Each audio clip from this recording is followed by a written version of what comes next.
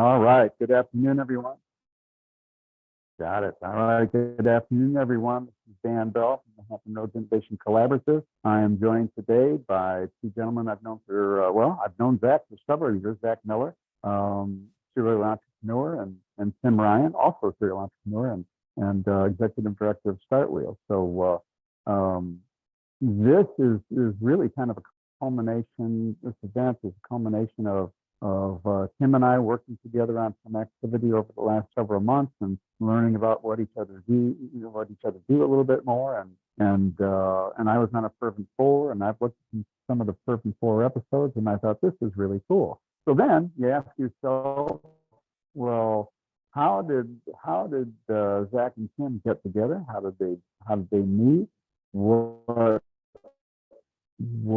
made them decide that this is a good better term partnership? And so I'm going to turn the microphone over very, very quickly to them, and thank you to Cox, who's been our program sponsor for a couple of years now. And yeah, we've done over, I think we're approaching like 30 of these things. Not unlike Fervent Four and some of the other programs that are out there. So, but with that, I will also drop off audio and video and turn it over to Tim and Zack. Thank you. What's up, Zack? How are you? Hello. This is like a this is potentially dangerous, right? That is little behind the scenes look of. I would never trust this. I would never trust me with a live microphone. And yeah. Where are your headphones? I mean, like, this is so out of whack. Like, here I am. Those of you who don't know me, I'm growing my hair back out stage, so I have to wear these things, because if not, you might think that I put a bowl on the top of my head and just cut around. I always wear a black t-shirt. Tim, I normally see him in a black t-shirt. He's not wearing one, but it's normally on Thursdays. Yeah, it's a dangerous time. It is because yeah, we've known each other for close to 12 years now, right? Mm-hmm. Yeah. What, probably July of 2012, right? Because you came in, you had a folder, came to Hatch. I remember. I want to say that. Yeah, I want to say it was 2012. I don't remember what you were. I don't mean to say selling, but I don't remember like what you were like. Well, I guess it was HRIC for, but was it also something else? No. So like, I was going through my discovery phase. I think that there's a lot of people that we run into that were in a similar situation, in the sense of, hey, I got this business idea. I'm trying to figure out the who's who of the region.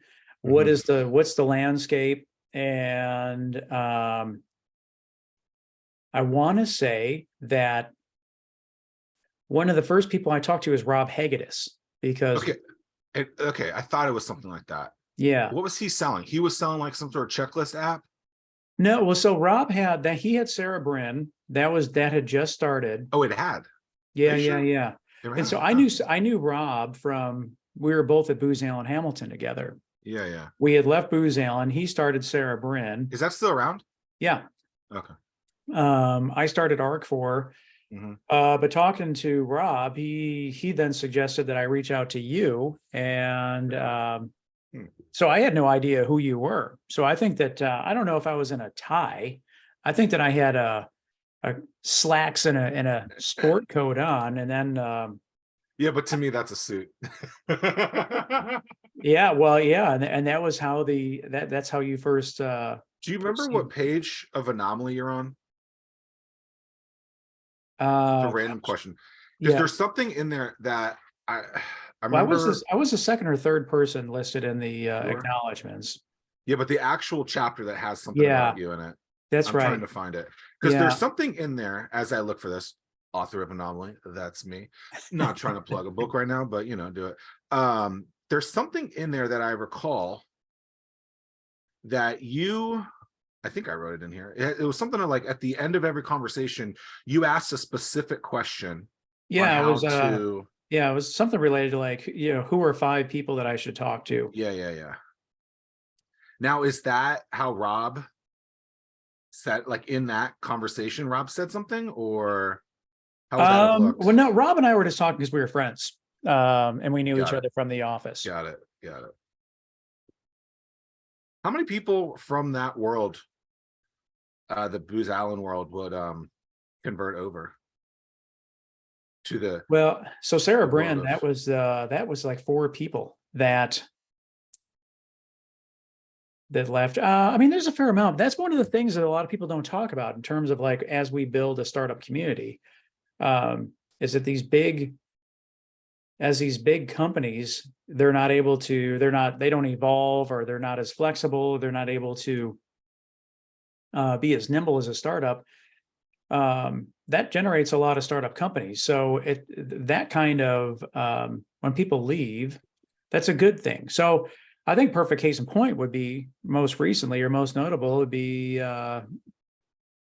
SVT Robotics. They left their primary gig because they saw a solution that they saw a problem, and that their company wasn't going to dedicate the time or the effort and resources to that solution. So they did it, and here they are now, 4 or 5 years later.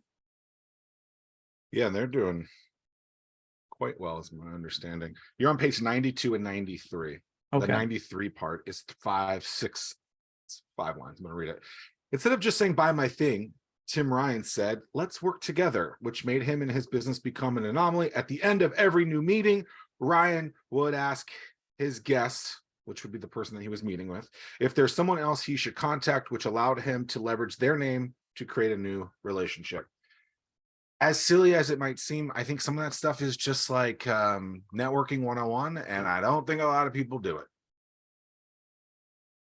which is interesting. Yeah, I agree. And I think that a lot of people, what they don't realize is that, or like we'll talk to a lot of people on the Fervent Four Show, and we'll get all to that we're kind of laying the groundwork for it. But a lot of people will look at us and they're like, gosh, you guys know everybody in the region. And it was just like, yeah, but what you don't realize, and you're not looking back upon, is the 12 years of effort that went into this along the way. You're in like month 1 or month 2. So we put our reps in, and we talk about reps on the show quite a bit. But you stay around enough people. I mean, that just, I don't know, muscle memory, that frequency, just because you're there, you become that thing that people see. Yeah. Right. Just because you don't go away, good or bad. Right. So you could be the annoying person or the person that everyone loves, but by not, I mean, I think I'm in year 14 of, this style of journey since I got out of TV news. Right. Wow. Yeah. That's a long time. Because I'm in year 13. I just crossed into year 13. Yeah. And that's a pretty interesting thing to think, but yes, there's stuff that we did along the ways that was, uber helpful, whatever, and cool stuff, whatever, yada, yada, yada. But if you think about it, like, those people are constantly cycling those things, and they're saying you because you did something good in the past and you're still somewhat relevant or available or around. And so that's cool, I guess. Yeah, we've seen a lot of things. We've seen a lot of things. 12. So July. I'm gonna try and find that. I don't have that actual domain anymore, so I'll try and find that email later. But I'm interested in what you actually sent me as that first email. So from Rob, I'll have to look. I'm sure that I can dig that up in my sent emails. I'm sure that I could dig that up. So Rob Hedges, I haven't heard that name in a while. I tried when I had my TV show, I tried getting him to be on the show, and he refused. Well, I think that he had his own PR firm or something, or he had some marketing people doing work for him. But great dude. Yeah. Yep. But yeah, so you and I, we've continued to do our thing. You had Hatch for quite some time.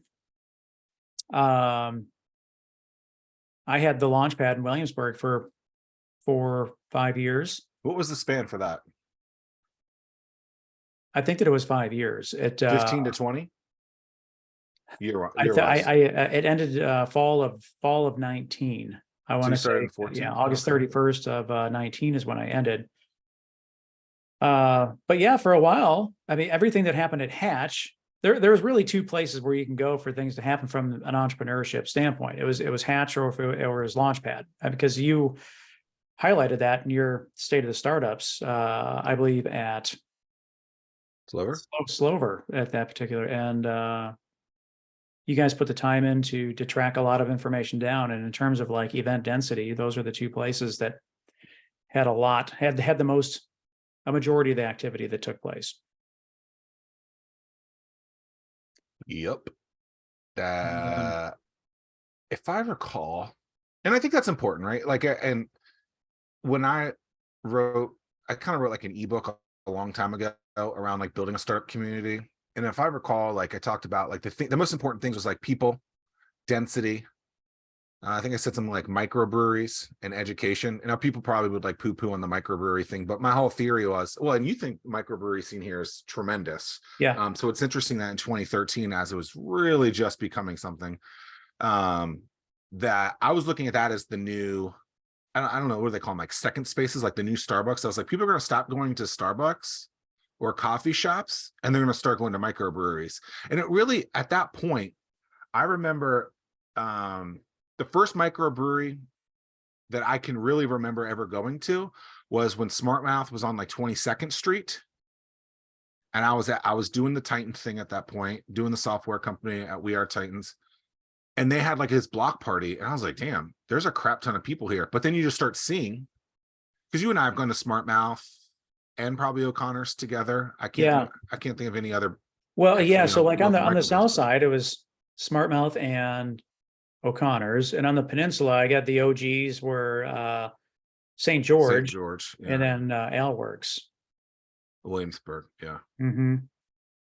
But it was a sense of place where people like would go, and I don't know, nothing against coffee shops, but I feel like people don't like promote and market coffee shops the same way that they're repping like a microbrewery. It's like a cool thing. I don't really know why, but my whole theory was all these things together: education, bunch of people, density, microbreweries as that new sense of place. We're going to be there. And in that became other things like a Hatch. We did Start Norfolk a couple of times. And then I remember you talked about the startup address that we did 4 or 5 times. That just became because I saw something like 6 months before. I was like, oh, there's like a state of city or the state of the region or the state of the union type of thing. And I'm like, these things are so fluffy. Like, you're not really getting any real information out of it. It's just like rah, rah, rah. And I was like, cool, let's do some of that. But also let's unpack some of the negativity or things that we're not doing good at.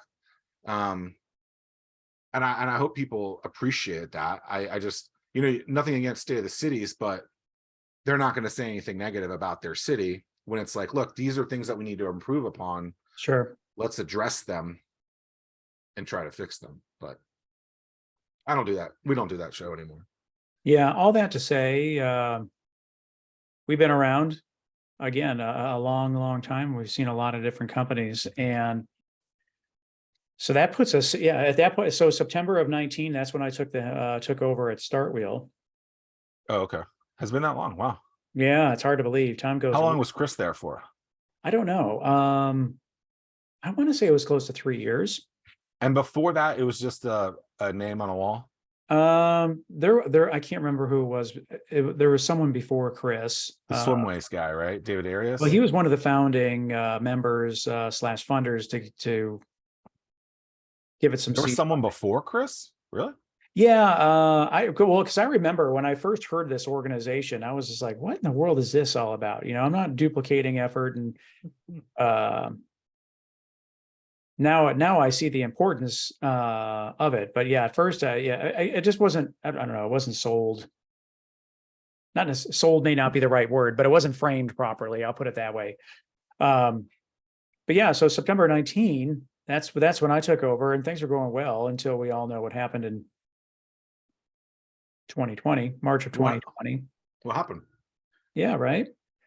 Because with StartWheel, I was all over the place. In terms of going to different events, meeting with different founders, just the whole one of the premises about StartWheel is to celebrate the entrepreneurial efforts taking place across the region. So I would go wherever the efforts were taking place, and then all of a sudden in March, everything. I remember I was at an event at Gather in Newport News. Gary Locke had startup night at Gather.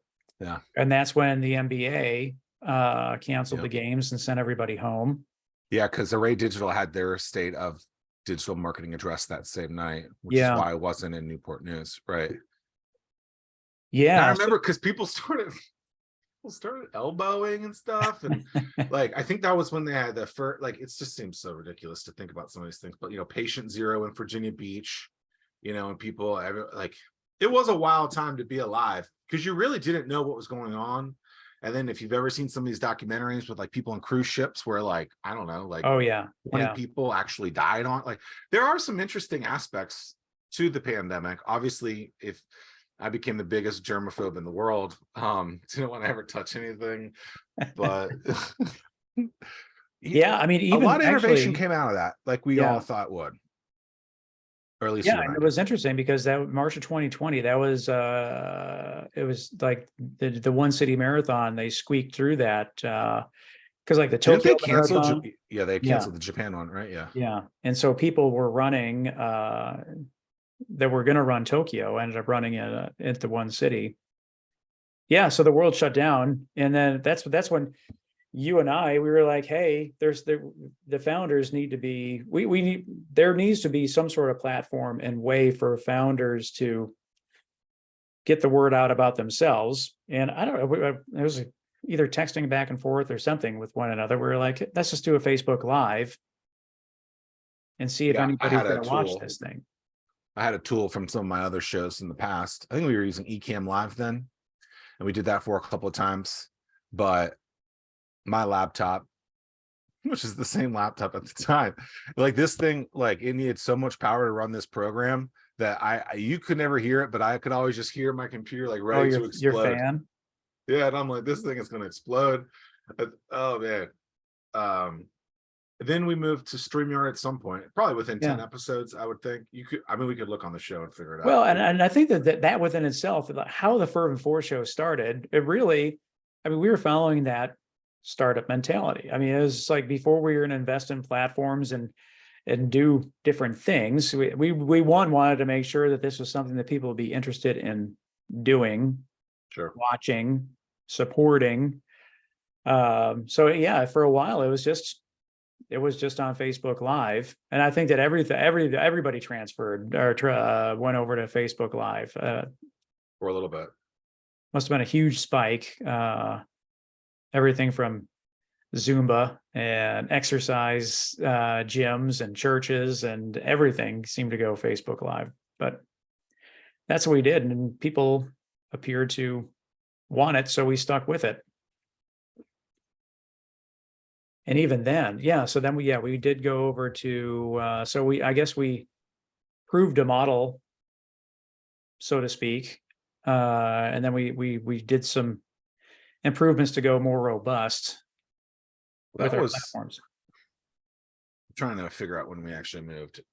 So had a pain point personally in that, right, where my computer, I don't want to buy a new computer just for that, but I was like, we got to find some solution. And then somehow, somewhere, I saw someone using StreamYard, and then we invested in that, and which is just a browser-based Zoom, which is actually really nice and convenient. And then at some point, like 70 episodes in, was it a year 2 or year 3 that we did? I was like, oh, let's do the audio. And that took me like 10 weeks to convert, seems like. That was wild. The first show was the longest show ever, which was like an hour and 40 minutes. Was it really? Yeah. Well, I guess, we had a lot of time on our hands back then. Nobody was doing anything. Then what was episode 2? We had Erica on, I believe. Yep, we did. 3. Let's see how well you know these. Oh, geez. You won't guess this. 3. Was 3. Was that about early education and childcare? I was wrong. You got it. Yep. Yeah, because what we were trying to do is so episode 1 was just that test bed, just to see if people would listen. Episode 2, we had Erica McManus on the show because she is all about virtual teams, and Instant Teams is the Right. name of her company. So we Right. were trying to give people tips and pointers on how do you manage teams that are now operating virtually when you didn't have to do that before. Episode 3 is where we went to StreamYard. Okay. And we talked about, all right, now daycares are shut down. How do what do we do at that point? So again, trying to understand what the pain points were from the business community and trying to give them help on how to. Yeah, so yeah, to piggyback on that. Okay, so basically episode 1 is us introducing the show. We haven't actually dived into this in a long time, essentially. It's basically just saying, hey, like the world is ending, like hopefully we'll be okay, type of thing. 2, hey, everyone's going remote. This is how to do it. And this company, by the way, has been remote forever and has however many employees, a couple hundred at that point, I would think. 3, daycare, like you just said. Number 4, remember they closed restaurants for a long Chris time. Hill, right? Yeah, we had Chris. And people, like, to me, like that is the most. I like looking back on that, as germophobe as I was, like, it's pretty asinine to me that happened. It's pretty wild that like just closed everything like that. Food places. I mean, some of these places, I think you could make the argument today, even if they've recovered, they really haven't recovered. And they've had to completely change their business model, where how many people are actually eating there, how many people are doing to-go food, because that world completely changed. Yeah. I just watched this show. Actually, Chris Hill recommended me to watch it, called The Bear. It's on Hulu. It's about a restaurant. And their whole thing is that we don't want to do to-go food because we want to make sure that the food that we supply here tastes as good as it does somewhere else, and we don't feel confident. Right. I mean, there's a big thing there. Like, do you ever DoorDash or Postmates or anything like that, Tim? I don't. And it's just, I don't live close enough for the food is not the same. That's exactly right. So like the steam or whatever, I'm not a big on like pizza boxes a lot of times, or like certain was a styrofoam box. Yeah, like these are all problems that I think someone could solve. They'll like poke holes in it. I remember when we were doing Care in Norfolk, Ian Taylor, and we would go around to each of the shops, and we would actually, after a while, we would say, hey, if we're going to do this, if we're going to do this order for you, you have to use this at a minimum, this level of carrier to-go box, basically. And if they weren't willing to do that, we couldn't look back and say, hey, this is a strong, like this food is going to transport correctly. Yeah. Otherwise it's going to go all over the place. Yeah. And I don't think people think about that kind of stuff. There's plenty of restaurants that suck at that. And they're just buying bottom of the barrel styrofoam. And I get why they're doing it. It's numbers, but food ain't the same for the customer. Yeah, it's wild to think. At that point, then we started adding more and more structure to our process, because it was something that we were going to stick with. And shout out to the Small Business Development Center. They backed the show, and then at that point, we really it became that platform for founders to talk about their business and have that long form conversation, because that was the only way for people to get the word out about themselves and what they were doing. The good old days. I haven't looked at this in a long time. And we talk about it on the show, but when you look at the website, startwheel.org/Fervent4, I believe, and then we have everything sorted out by years now, which is crazy to think. But if you look at 2020, the time lapse of all the pictures, you can see how our hair and beards continue to get longer and longer and longer, because there was no place couldn't get a haircut to get a haircut. I mean, it is obviously, some people would disagree with this statement. We're over the pandemic. That's good. We're on the other side of it. That's great. But it is kind of crazy to say, hey, in March of 2020, imagine if we're in like 2010, right? When you and I met for the first time, someone was going to be like, yeah, so there's going to be this thing, and the government's going to close everything, and you're going to have to do everything online. You're going to have to wait in a line. to get one roll of toilet paper. Restaurants are going to be closed, and people are going to deliver at an astronomically priced fee to get your food delivered to you, double the price, right? And people are going to be just fine with it. I mean, no, I don't think anyone would believe that. And that's not even a crazy aspect of what I just said the pandemic did. Oh yeah, and everyone's going to talk on the internet and be okay. Like, we used to say back in 2020, you know, this stuff that's would have taken 7 years is going to be done in months. Yeah. And I do think that's it really was a time of innovate or die. Yeah. And that was the harsh reality of it. And the people that innovated, and that was one of the things that was really interesting as we continue to have more and more guests on the show. More and more people, the ones that innovated were very quick to say, and they felt bad about it, that they had their best year ever. There was an overwhelming number of people that did really, really well, because if there was a time to innovate, that was the time to innovate, because what's the worst you could do? Take a 0. So I'd rather take a 0 trying than take a 0 not doing anything at all. It is interesting how many people were like that, and they were like hesitant, adamant to say it. I think because the overwhelming narrative was that every business is dying, they're doing terrible, the end is near. Yeah. When several of the people that we were associated with, knew, friends with, whatever, like you said, rocking and rolling because they've either had tech implemented from before or something else. Or they were quick to move with it. And I think it's great.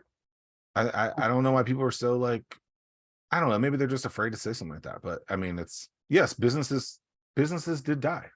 Those businesses probably would have died anyway. And I don't think people like me to say that, but it's like, hey, like, how close were you? Like, I remember when businesses or certain things would happen, like there was that Thursday night is when the NBA closed, and then Friday there, and then by Monday, you know, they closed their businesses. I'm like, so wait, you really weren't closing. Like, you were closing anyway. You're just using the pandemic as an excuse at this point. I always thought that was kind of comical. Yeah. And then, I'm one of the things that, and I'd be interested to hear, like, what are you most proud of in terms of the show? One of the things that me personally, that I'm the most proud of, once we realized that we were onto something, we're going to continue to stick with it, was the male to female ratio and the people of color ratio is that is just that to me, that is something that I'm really, really proud of, because as it turned out, I mean, that just we're very open. Everyone's got a chance. Everyone has a story to tell, and there's times that we are back, that we're booked out 2-3 months in advance, but we keep everything is open for everyone to participate, and that's the way that it should be. And I'm proud of that. Yeah, I think that's a conscious effort to do that. I think what's interesting is several of the folks that we've interviewed, and I've asked a question around DEI, diversity, Equity and inclusion. Yeah. A lot of people think that companies, like big organizations, are just checking off a box just to, to say that they're doing it. And I find that interesting, is because you hear that a lot of organizations are, creating DEI initiatives, but the people who are actually in that world are saying, yeah, but it's all talk. And so I find that to be interesting. I'm not surprised by that. I think it's easy for people just to check boxes, but I know fairly early on, I remember having a conversation with you, and it was, hey, we have to be very, like, it's okay if 3 or 4 episodes in a row are a bunch of white dudes. That's okay, but then the next 4 have to be something different, right? And so it has to be across, like, because sometimes, look, it's going to be 4 white dudes on the show with beards, right? Three white dudes in the beard. It happens, but in the totality of it, I think if someone was to be like, oh, you guys aren't diverse in this thing, we could just call BS in a heartbeat and be like, 100%. look at it. Like, yeah, you're right. The last month was white boy month, sorry. But the 2 months before were definitely not. And so it's there. And that led to us important. being invited by Pharrell and his team to do 3 live podcast recordings at Mighty Dream. That was super special.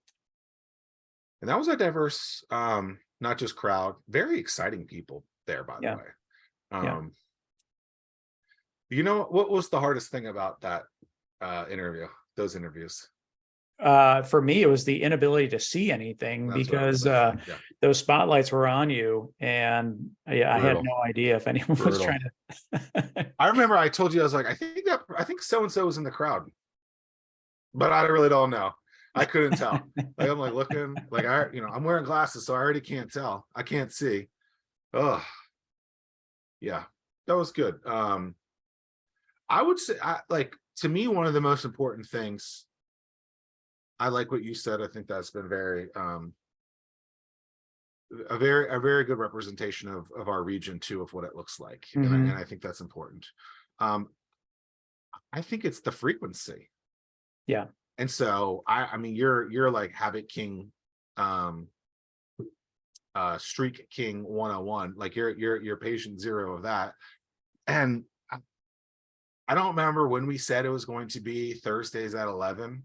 I don't know if it was the first episode and we just kept with it. I don't remember. I don't remember. I don't know if you do, but fairly quickly it was like, yo, it's going to be live. And I guess we probably had a conversation. It was like, not only is it going to be live, but it's going to be at the same time every single week. And the reason behind that most people probably wouldn't think about, because it's slightly different now than it was historically. But when you wanted to watch a TV show, you would tune in at a very specific date, a very specific day of the week, and a very specific time. Well, like, when was Lost? Was that Wednesdays at 8? Well, they kept switching that all the time too. And it's like, and then they take half seasons. Oh, it's not a new episode, whatever, Obviously now Netflix just releases shows, but I heard that a lot of the networks are actually going back to slower release shows. Yeah. Which is interesting because about 10 years ago, and if you watch content, you might actually believe this to be true. They create content in different ways now, where they want you to not stop watching. Where before they just had to, at the end of the show, have maybe some sort of little tease, maybe, but they knew that they had a week to get you back. Now it's like, if you stop watching this, that hurts them. So like Netflix just came out with a thing recently where it's like 2 episodes left, 1 episode left, because they want you to keep going. Right. They hate the term binge. I don't know if you knew that. Yeah, they like the term marathon viewing. You want to know an interesting stat? I've looked this up recently. How many hours a day do you think people are watching Netflix? And this is just Netflix. I would guess 3 to 4. Okay, wow, that's a good guess. 3.2 hours a day of Netflix content, and globally, they have 692 million subscribers. 3.2 hours just on Netflix. Yeah, that's so like my icebreaker question is, what are you watching on Netflix? And people are like, that's the most absurd thing possible. My numbers right there just proved why it's a viable option. Yeah, and I guess the only reason I would even guess a number, I get a number like that is like, to me, when someone says they're too busy to do something, like, oh, I don't have time to work out, I don't have time to learn a new skill, I don't have time to this. But then my next question is, well, how much time are you watching Netflix? I guarantee you'd watch this series, that series, or the other. It's just like, even if you cut that in half. I'm definitely on that number. I'm not going to say I'm not. I remember when I was training for my second Eagle Man, and I would be on the bike in the garage, and I would watch. There would be rides where I had to ride for 4 hours, and I would throw up. I had this this bike tool called Zwift, so that would like track like how far I'm going. But that would be like on my phone, let's say, and then on my iPad or a laptop, I'd have some sort of streaming service on, and I'd watch 2 to 4 hours of a TV show. And that's what I would do. Yeah. And you can get through a lot of content really quick. So, I mean, my point to that is, hey, if you're watching 3.2 hours of whatever, buy a treadmill and walk that entire time. Get some sort, doesn't have to be a Peloton, but Right. get some sort of indoor bike and do that. I don't know if hydro would work in that case. Might be too difficult, but you could yeah, do some. Mhm. Do people do zone 2 style of hydro? I mean, is that a thing? Well, there's different things that you can use on hydro. Like you can do like just go pick a river that you want to go down and there's no athlete or anything. So you can have that and then put something next to it. But Did you ever look at the ones where they did here? Did you ever figure those out? Remember you said yeah, that? yeah, the closest one it was a little Matthews, bit right? Yeah. Did you ever do those ones? I did, yeah, a while ago. Was it cool? Well, it was really, I mean, as one would expect, pretty rural. I mean, it's not Gotcha. like when you're in Tampa or Miami and or the Swiss Alps. So they're in Tampa Bay going with all those boats around? Yeah, they're like going past where like they had the Wow. where they did the Super Bowl party and all that stuff. Because they did the Super Bowl party on boats, right? At the parade. Yeah, but they're going through that whole same waterway. That's cool. But speaking of that, we had a hydro athlete Mhm. on the show. So that was one of the things we're like, hey, let's just reach out to some heavy hitters with the idea that we're always going to have that local focus, but we also believe that it's really important that if you want to compete with the outside regions, these are the things that other really successful founders are doing to give you some insight on this is the competition outside of the region. I think that one of the great things about this region is you can be a big fish in a small pond, whereas once you go out to bigger waters, it's a lot more competition involved. And we've had some really good guests from that standpoint as well. I think that we would reach out to some bigger names to see if they would be interested, and they were, which was great.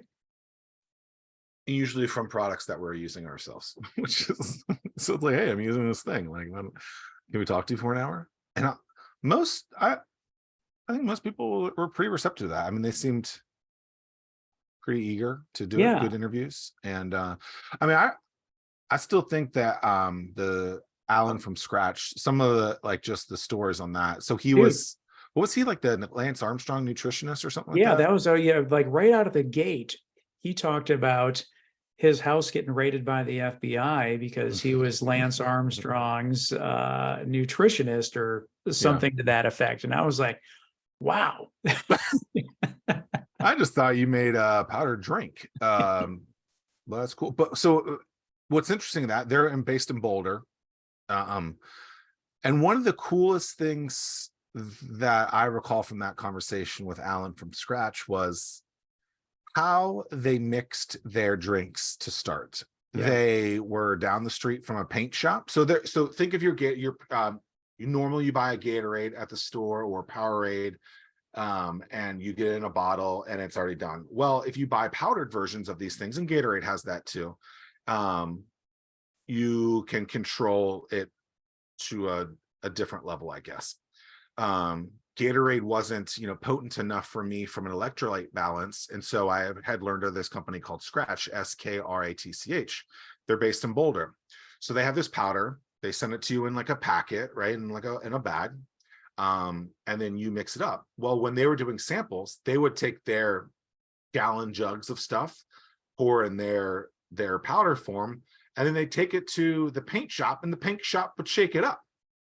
Because they would do it for the 5-gallon buckets. 5-gallon buckets. And if you brought the buckets that were branded from that paint shop, you got free paint shaking. So I love the scrappiness that founders have. It's we're all the same. We all figure ways out, which is one of the things that I'm always drawn to. That I love when founders have that innovative solution. And it's the same is said about. There's nothing that annoys me more about a founder when they come up with reasons why something can't be done. And it's like, you can always think about what can't be done, but let's focus on what can be done. And yeah, we've heard some pretty innovative ways to solve problems.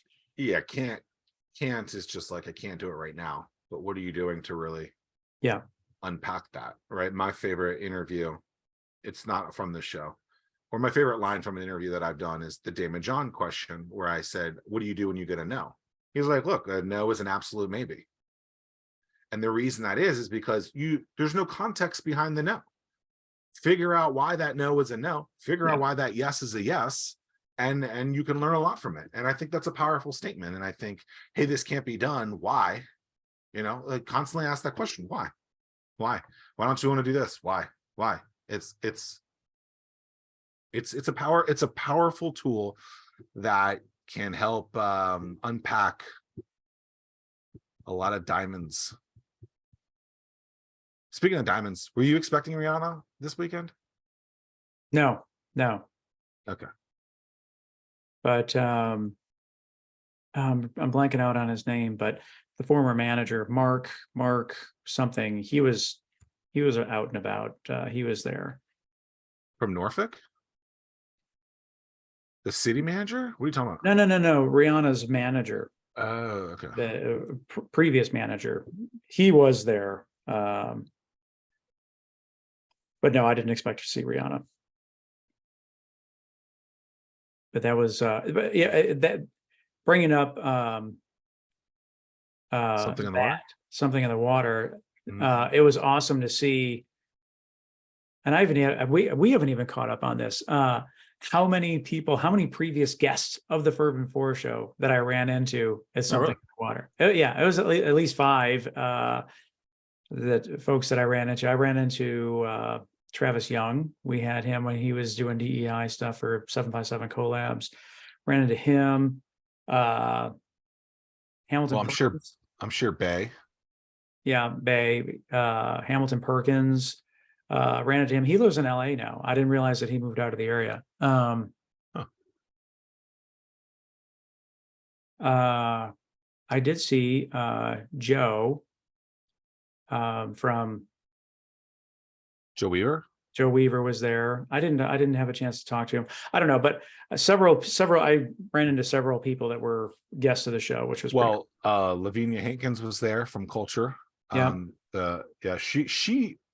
She won something with Pharrell. I can't remember what. I was going to reach out to her and see how that went, but she was a part of they cooked for the November event for Mighty Dream for them. What do you think these musicians made for this show? I don't know, but I can tell you one thing. Someone asked me that, and I said, Coachella was paying like $4 million for their headliners. And I was like, I just don't believe that to be the case. Like, I don't know. Like, I would imagine that the Friends part, if anything, like, I would imagine they didn't get paid, but he flew them in or something like that. Like, I don't know. There are just certain aspects of this that seem like, yo, you're my homie, come. I don't know, but it just, I can't imagine Mumford & Sons getting paid, $2 million to come play. I could be wrong. Well, I mean, so like to that point, one thing that was real, every single artist that was on stage, they were extremely grateful for Pharrell having the opportunity to play in Virginia Beach at that particular festival. And well, especially Busta, like, he seemed really like appreciative of him. Yeah. And then the other thing too was, you can tell that everybody that performed, they ensured that they put on the best show they possibly could. But like Mumford & Sons, for example, they said, wow, this is in between songs. They said, this is the first live show that we have performed in over 3 years. And when we got the phone, when Pharrell called us and invited us to perform, we had to say yes.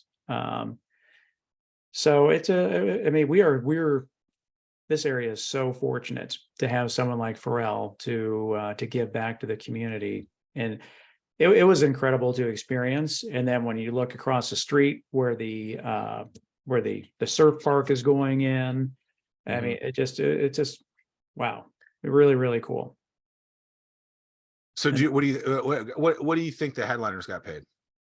I don't even know. I couldn't even begin to guess. Yeah, But I'm interested in that. Yeah.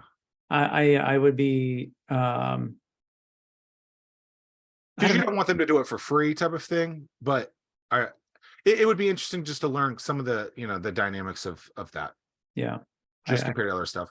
So you've said this recently on our show a couple of times, and I'm interested if you just don't think that something in the water is the thing, but like the whole BHAG thing, your big, hairy, audacious goal, like, do you not think that if you would have asked that question a year ago, 4 years ago, would that have been the answer? And that's not it now. Like what are your thoughts on the whole regional BHAG thing? Where did you come? Were you listening to something about BHAGs?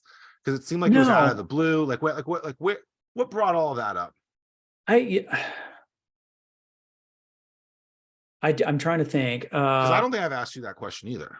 Yeah, I think that 3 years ago, that Mighty Dream would have been it. And my thing is that like, hey, as a region, this is not the time to get complacent.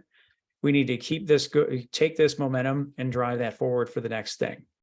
I think that if I'm being 100% honest, I would expect nothing less. the whole big, hairy, audacious goal question came up because just sitting in different meetings and how people are very introspective of their own organization, and to some degree rightfully so. But my thing is like, if we really want to unite the region, we have to come up with a really, really big goal, something that seems completely unobtainable. And that's really going to be the drive. The only way that you could achieve that goal is if you did work together to make it happen. So when I'm in different meetings with different organizations, like the risk tolerance is low. Do you bring that up in these meetings and say like, hey, what are we really going after here? I haven't been honestly, and I'm not dodging that question. I've not been in another meeting since then. So got it. I try to, I've not. Because what I like, some of the stuff is not controllable, obviously. Like some of these goals, like, I think you had said like an NCAA tournament. Like, as it currently stands, an NCAA tournament for a basketball tournament is not possible here. Well, right? So it could change. Right. So an arena would need to be right. in there. And so like, to again, bringing up Pharrell, they're knocking down Military Circle Mall right now.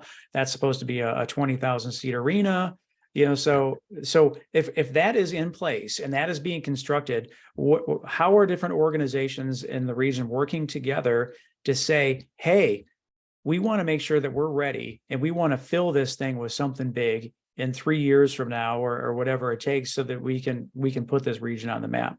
Those are the conversations that I would like to hear. Maybe they are happening. I don't know. But I mean, I always thought, I always thought, because we had these conversations at Hatch, it's like, okay, world's largest military base, not the world's largest military and or Navy parade. It just or museum, even though Nauticus is military focused, I don't know that people really look at it as a Navy museum in that same way. Maybe that's a ridiculous statement, but I don't immediately think military when I see that. I don't know why. Is that just ridiculous of me? Should I? But like I don't think it, like, I enjoy Nauticus. I enjoy the Wisconsin, my time's on there, but I don't know. I feel like we could celebrate that a little bit stronger. But again, I have no control out of me. But the parade thing, I've said that for a long time. Like, why don't we have the world's largest military parade here? It just seems like it's the right thing. Yeah. In city, I think city, that's something that a city would get behind. And that's something that they would kind of be the main anchor for. Anchor. We're running home, kind of heading to home right now. We don't even have time to get into that conversation, but yeah, all that to say, we've learned a lot. Yeah. This Thursday will be 157 episodes. So we understand pain points from a lot of different perspectives. We learned that it's repetition. Yeah, I mean, there's some people that we've been asking to be on the show for over a year, maybe 2 years. That, like, oh, I'm gonna get to it soon. Some of them are even listening to this call right now. And sometimes you just gotta learn on how to get people on the show. Talking to you, Chris. But yeah, I guess to round everything out, it's a start. And like we tell everyone, you just got to start. And it's not going to be perfect, but you just got to start and then gradually improve. And we still there's still things that we can do, but we're doing something that no one else is doing. And it's received really, really well. And all the guests are really, really appreciative and very, very thankful that we give them the opportunity to showcase what they're putting their blood, sweat, and tears into. So when I see someone afterwards, they're like, man, that was the highlight of my day. Can't thank you enough. That's awesome. I love it. Well, this is Dan, and I'm going to have to jump off. If you guys want to keep on chatting, that's fine. But I got to tell you, I found your dialogue very, very, very insightful, and I thought it was fantastic content. I really, really mean that. So again, we didn't have a lot of people show up live for the call, but I think you're going to have a whole bunch that tune in for the recording, because if we can spread this kind of message around the region and get people to drink the Kool-Aid, I think we can go a lot farther than we have. We've come a long way, but we've got a long way to go. And guys like you help make it happen. Well, thanks for everything, Dan, and giving us the platform to reminisce about the last 3 years. It's crazy to think. Well, what was the number of episodes? 157? Yeah, this tomorrow will be 157. I mean, congratulations on that alone. That's quite something. So I think that there's some exciting stuff happening in the region. It's going to come real soon, and some more stuff coming real soon. And boy, I'll tell you, just keep on doing what you're doing. Thanks, Dan. All right, guys. Well, Tim, you got the controls, I think. So I do. All right, so I'm going to leave here, and guys, sign off whenever you want. Thank you again. Thanks. All right, bye-bye. But Let's do this just so that we have this documented. Company wise, like, what are companies right now that, like, I know you're going to see SVT Robotics and Drone Up, and maybe Magazine Jukebox, and then Instant Teams. Is there any other companies in this region that are under the radar that are about to poke through, or that people aren't talking about? I just heard that Lisa Sleep got acquired. I don't know if you saw that, but they were obviously a Virginia Beach based mattress in a box company. I don't know if you had seen that, but that was they were a big kind of pillar in the starting of that bed in a box thing. Most people don't talk about that. So is there anyone else like on the forefront that you see about to be there? I don't know. I mean, and I feel bad if I'm missing somebody, but we're obviously missing someone. Please forgive us. We are. The thing that's really that's so interesting is, so like the Instant Teams and the SVTs, it's like they got in and closed funding before the world shut down. And so like now the markets are they've cooled off so much that we're in that no one's raising money right now, or if it's really expensive to raise money, that it's almost like the world itself from a VC standpoint is in a reset period. And clearly we have such a smaller region than the Valley or Boston or Austin or Miami that we're by default, we're also in a reset period as well. So it's like there's a lot of groundwork that's being laid right now that we'll see. I'm pretty bullish on Psionic that's located in REaKTOR right now. What do they do? They have a alternative, it's a redundant backup alternatives to GPS navigation, so they measure distance, speed, and a couple other variables. Is that for like older patients that they get out of their house so they know if they get lost? No, this is a So- use case could be like as like the vertical takeoff and landing, the VTOL, like aircraft that go up and like an air taxi some kind. If GPS went down, they would need to be able to navigate safely to wherever they went, and they're producing that mechanism to provide that redundant backup to GPS navigation. Well, that's interesting. But I don't know. We'll see, man. I think that there's a lot of companies and a lot of founders that are working hard. Time will tell. If we didn't mention your name, thanks for being a guest on the show at least. Yeah, 156 people is tough to revisit everybody. Well, and there was the kids from Kempsville High, there was 19 great. kids on that call. Yeah, it's been fun. Yeah. You guys can tune in every Thursday at 11 a.m. That's right. On the StartWheel, startwheel.org/live. It's probably the easiest link to provide. Yeah. All right. Should I shave my head? Episode 200.